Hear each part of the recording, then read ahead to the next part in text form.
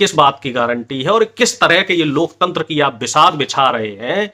आपके लिए राष्ट्रीय मुद्दा दाऊद है, आपके लिए राष्ट्रीय मुद्दा झटका और हलाल है। शर्म कर लीजिए साहब, शर्म कर लीजिए। दोस्तों नमस्कार।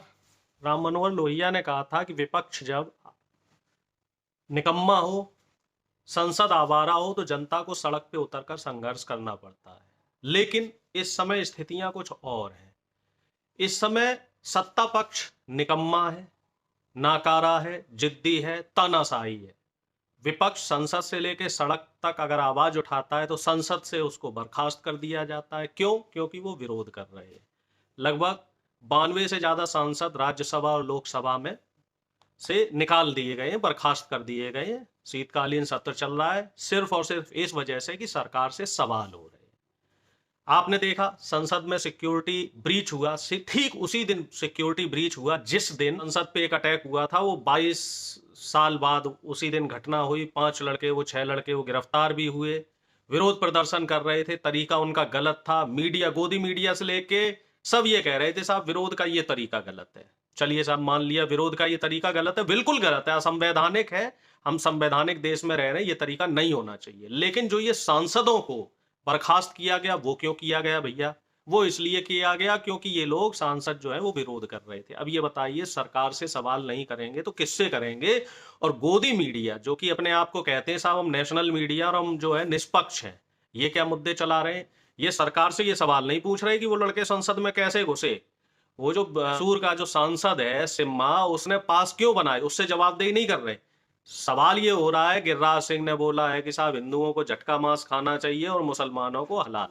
मुसलमान हलाल खा रहे हैं तो हिंदू भाई है वो झटका मांस खाएंगे। साहब ये है नेशनल टीवी पे मुद्दा।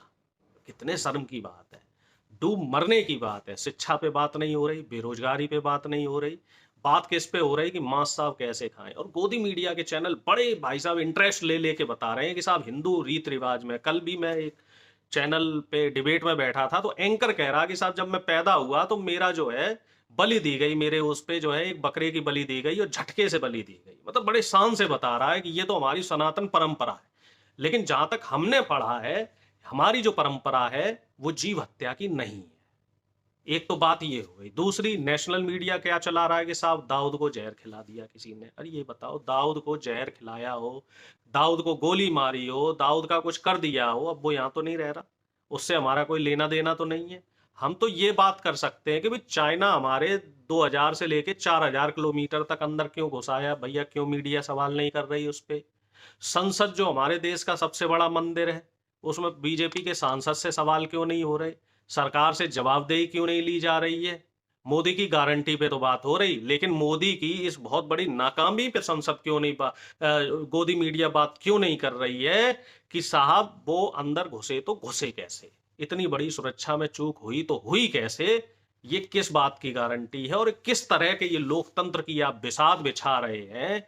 आपके लिए राष्ट्रीय मुद्दा दाऊद है, आपके लिए राष्ट्रीय मुद्दा झटका और हलाल है। शर्म कर लीजिए साहब, शर्म कर लीजिए। पूरा देश आपको देख रहा है, आपकी थू थू हो रही है, इसीलिए आपकी जो विश्वसनीयता है वो गिरती जा रही है। आप 180 देशों में से जो गोदी मीडिया है वो 172वें पायदान पे आ गया है, ये विश्वसनीयता के मामले में। अंतरराष्ट्रीय जो छवि है वो हमारी धूमिल हो चुकी है कि कोई भी ऐरा गैरा नत्थु खैरा घुस के आएगा और संसद पे बम फेंक देगा।